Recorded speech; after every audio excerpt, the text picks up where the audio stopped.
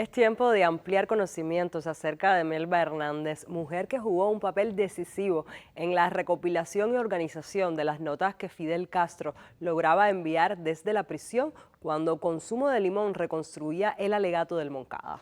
Le contamos que Melba vivió sus primeros 14 años en su natal Cruces y se destacó por ser una niña con inquietudes distintas a los restantes muchachos de su edad. En ello influyó la estirpe patriota de su familia. Por tanto, la periodista e investigadora Daily Sánchez Lemus, subdirectora de la Oficina de Asuntos Históricos, le comenta en exclusiva a nuestra colega Georgina Aguiar acerca de esos primeros años de formación de la joven que junto a Aide Santamaría participó en el asalto al cuartel Moncada.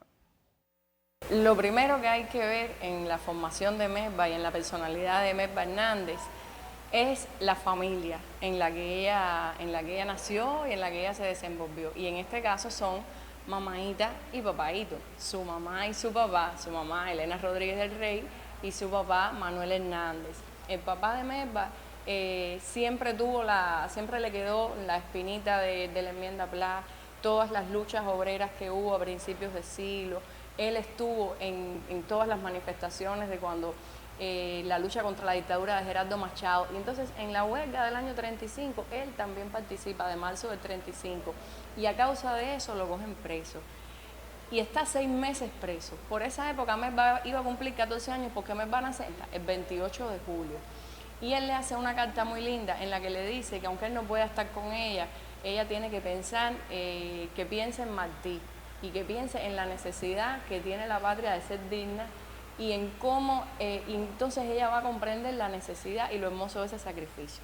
Cuando un papá le está escribiendo así a una muchacha que va a cumplir 14 años, en primer lugar hay una relación muy cercana y en segundo lugar te estás dando cuenta que es un hombre que tiene profundas convicciones, que tiene unos ideales que es capaz de morir defendiéndolos y eso obviamente se transmite a su hija.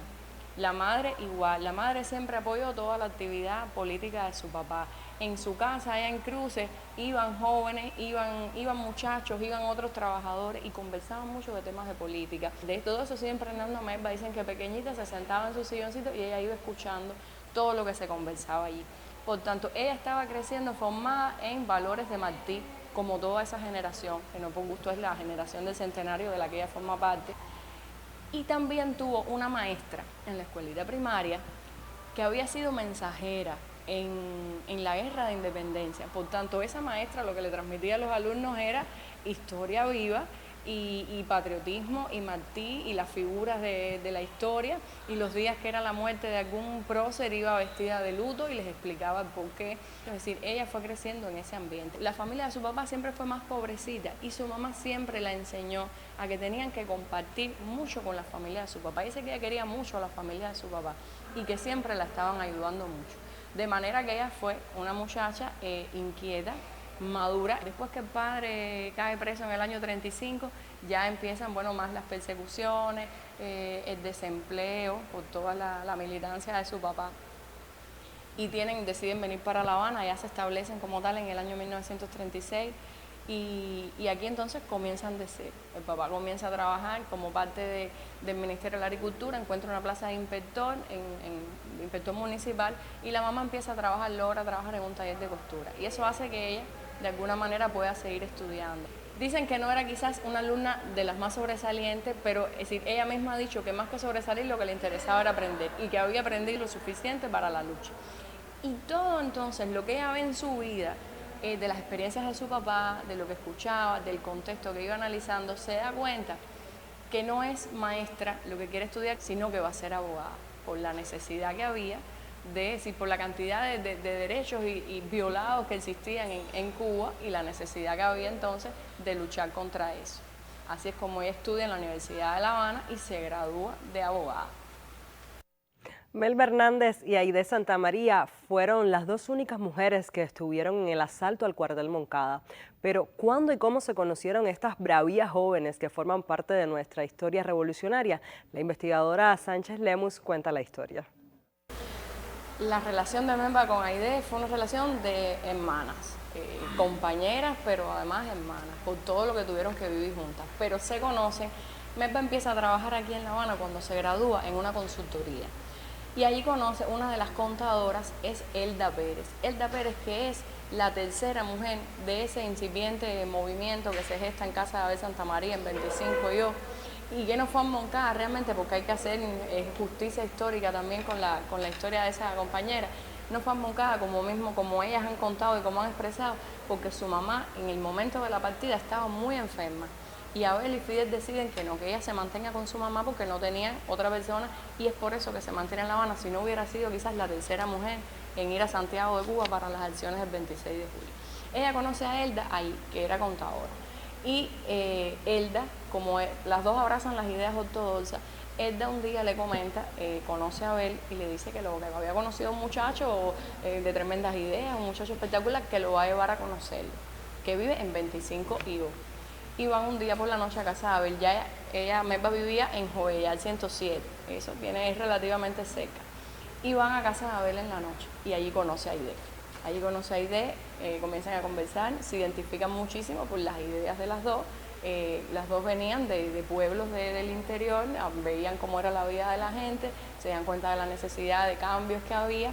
Y entonces ya había pasado, fíjate, el golpe de Estado del 10 de marzo. Que era lo que hacía también que las ideas revolucionarias se hubieran exacerbado.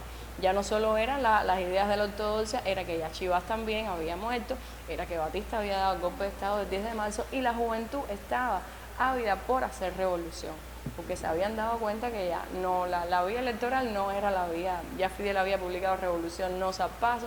Y entonces cuando ellas llegan al apartamento de Abel, que después al rato llega Abel, que conoce a Abel, ella se queda maravillada, sobre todo lo dice Melba por la forma en que soñaba Abel.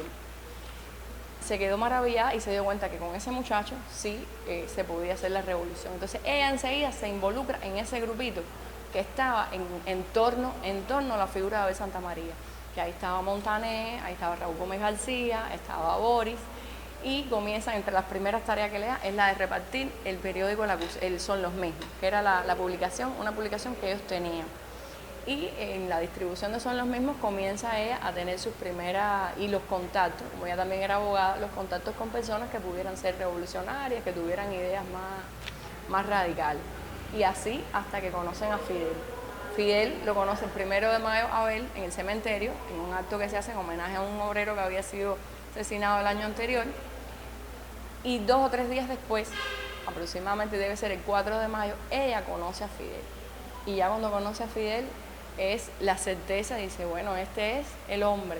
Además eran abogados, es decir, hablaban un lenguaje común, los dos eran universitarios, los dos conocían de leyes y ella conoce a Fidel y se queda maravillada. Y entonces se da cuenta. Y ya al integrarse a ese movimiento, que era como le llamaban en ese momento, no tenía nombre, pero era el movimiento, ya su relación con Aide se cierra. Eran las dos muchachas junto con Elda, eran las tres muchachas que estaban allí, que lo mismo le preparaban la comida a los jóvenes cuando estaban ahí en 25 y yo, que se quedaban hasta tarde trabajando, las que los ayudaban en la distribución de los periódicos, de Son los Mismos, y después del acusador.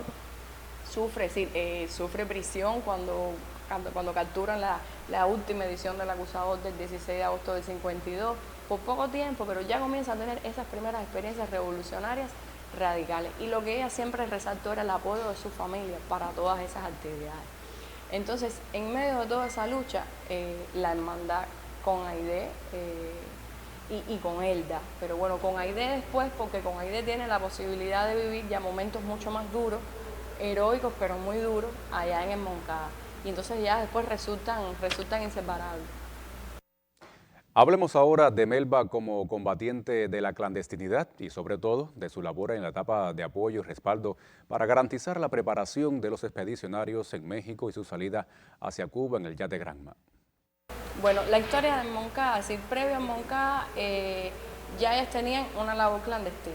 La que se hizo después de Moncada fue mucho mayor. Cuando ellas salen de prisión, que las liberan en el año, es decir, 8 meses después que caen en prisión, ellas mantienen una correspondencia con Fidel. Fidel le envía muchas cartas, ella se cartea mucho con Fidel, donde Fidel le da la tarea de la impresión y la distribución de la historia Malsolverá a ella y a Aide. Pero bueno, hay cartas que se las dirige a Melba, que son para las dos, pero se las dirige a Melba. Incluso en como se conoce, las famosas en tinta de limón, que tenemos una guardada aquí en la oficina. Y hay una muy interesante que le dice, mucha mano izquierda y sonrisa con todo el mundo. Y Fidel dice, lo subraya, porque le dice que en lo adelante todo el mundo sabe el heroísmo que tienen ustedes y todo el mundo va a tratar como que de adularlas, ¿no? Y que ellas tienen que mantenerse serias, aceptando la ayuda del que quiera ayudarse, pero sin marearse, porque podían acercarse a ella muchas personas, pero con otro tipo de intereses.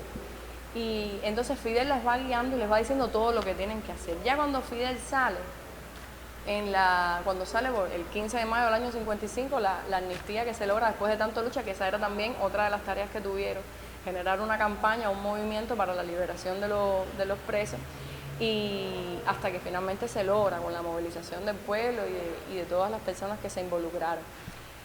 Ella viaja a México, es decir, ella se mantiene alternando entre México y La Habana, cumpliendo misiones de todo tipo. Cuando se crea la primera Dirección Nacional del Movimiento 26 de Julio, el 12 de junio del año 55, que este año también es un aniversario cerrado de esa fecha, ella forma parte de la Dirección Nacional, por supuesto, desde un inicio, y entonces tiene responsabilidad de todo eso, de apoyar, del reclutamiento de personas, de recaudar fondos, de ir identificando los lugares en los que había que fortalecer el trabajo del movimiento. Cuando ya Fidel va a México, entonces va y viene a México cumpliendo las indicaciones de Fidel, lo que Fidel necesitara. Y bueno, ya ella por último va a México, incluso tiene entrenamiento y se prepara para venir, pero Fidel decide que ella no venga y que se quede cumpliendo otras tareas allá en México y después cuando viene para acá, para La Habana. Pero juega un papel fundamental porque, como ella decía, Melba es abogada.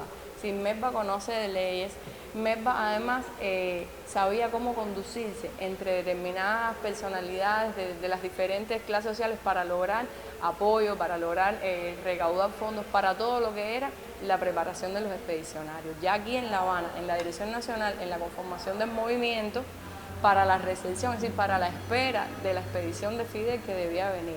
Fue una labor muy importante y sobre todo que siempre se centró en las tareas específicas que le daba Fidel. Pero qué decir del coraje y la valentía que caracterizaron a Melba, quien a pesar de todo lo vivido jamás perdió la ternura y el trato cariñoso hacia los que la rodeaban.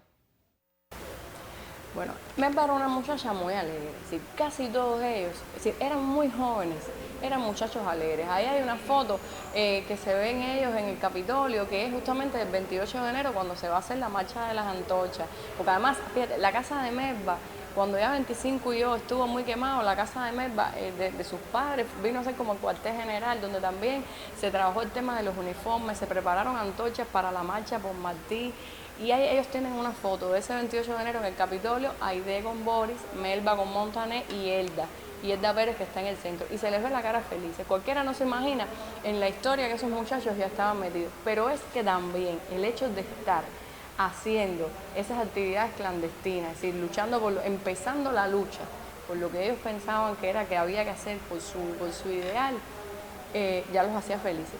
Ellos encontraron felicidad y plenitud en lo que estaban haciendo.